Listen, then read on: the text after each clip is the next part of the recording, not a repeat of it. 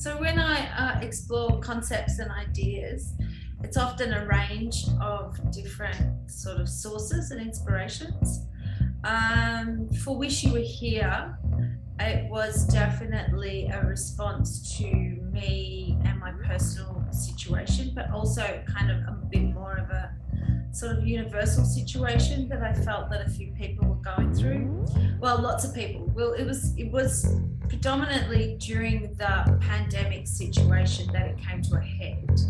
And I was looking after, and I do look after my elderly parent, and actually managing that through a lot of really tricky medical situations on top of this global situation, and juggling a job and things like that. So this became like a strange loop of existence I was in, and I needed to kind of understand that strange loop of existence in a kind of, the way I describe it is, for me personally, a surreal experience sort of ensued, and I needed to kind of realize that in some kind of way. But other themes and ideas that I begin to explore, sometimes I do site generated or not necessarily site specific, but site designed work. So I do sort of outdoor presentations or in strange spaces where the work is also designed to work with either the environment or the architecture, and that will sometimes inspire what that content is. But it's generally comes from a personal story that somehow can translate into something that is universally experienced in some way. Yeah. Wish You Were Here as a title has got like all these different kinds of layers. It's a layered cake. So it was, first and foremost, it was a situation where I was, and I think it happens with a lot of women in families, that they actually become the carer of, a predominant carer, and do a lot of, what can be described as unpaid labour to keep the family situation operating. So Wish You Were Here was like actually wanting someone else to be here and help me. And it was impossible because it was a situation where only actually I could deal with what was going on.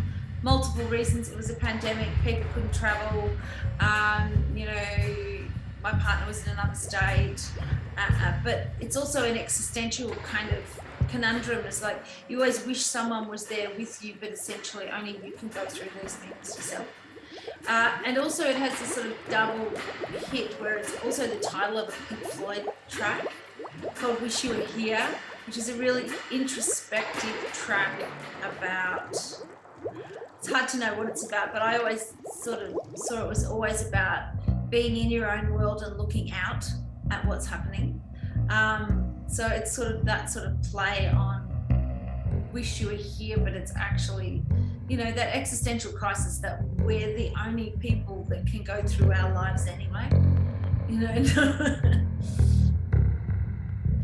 With this work, it was a combination of some ideas that I've had long ago, that with a collection of collage material I've been hauling around for years, trying to find where it would exist in my life. So it's got all these kind of encoded stories. There are a lot of billboard posters and collected collage that have travelled with me, or I've found on journeys and trips for well over a couple of decades almost. And those sort of encoded memories were always, how do they become a real thing? Then the idea that I am the sort of character in this particular exhibition, physically, and that I had created an animated loop that I would move and move and move. So to realise this show, I just immediately thought that the collages were objects, they were landscapes, and that the projection could be this strange, illuminated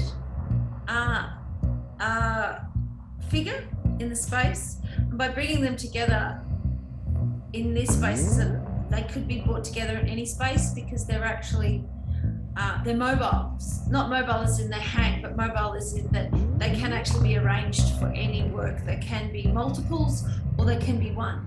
So it's not set. So a lot of my work is really flexible. So it actually can be what I call site designed and site installed. So it fits into the space rather than making the work only have one fit, which is, it's pretty good. It's a pretty good thought for this current society, is that we don't just force things to work the way we want it. We actually have to work with the environment or the space that we've got. Wish You Were Here in Cairns is the second build of it, and it's different than the first build. So as I said, it sits into the space itself, and then of course there's all these surreal fish type objects in it, and strangely enough the formations are very sort of strange reef-like formations. So then it's supposed to have another story that inadvertently relates to its location now, and they were surreal designs. The fish with the kind of a food type object with it, or some of them have hands on it, are related to really old 80s cookbooks that were in my dad's place, and we cut them up. Old microwave cookbooks from the 90s, and terrible photographs, and we actually created this thing where just to create this other world. Now when they're in Cairns, and you see a lot of information about the reefs, and we are right on the reefs, that it suddenly has another story that can add to it, and it's across the road from the aquarium. I love trying to create spaces that enable a sense of wonder. I really do. That's why I like working with light and projection, because it just starts to create objects that are not necessarily tangible, but they actually can relate, because the light changes your whole space. And then, and I also like to play with sound and speed. So once you actually bring them, like in this case, bring them down, and you've got these bass sounds with the speed, there's that kind of idea that the third thing happens when you mix sound and vision. So sound, vision, and then the idea of projected light, it just starts to create another world, and can, like, of course, change a white wall into, this sort of figure balancing on a cliff. So and also changing the aspect ratio of the humans. They're all in this place, they're all either a bit too small or a bit too big. So again, it changes puts us in this other world to play in. So I like to evoke wonder and play in spaces.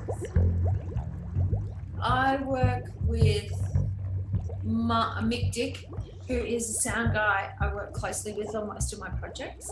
So we've got quite a simpatico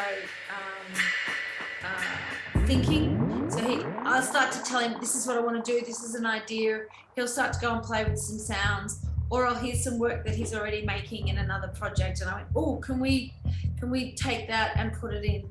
The process that Mick and I often talk about that is the same in our practices is that we collage. So everything is collage. He puts sounds over the top of sounds to create these different forms, and I do exactly the same. So they build together, sometimes separately, and then we bring them together. But we show each other snippets, and he'll pass me a sound, and I'll show him a little image that I'm interested in, or an image that I've developed, and then they slowly kind of build together.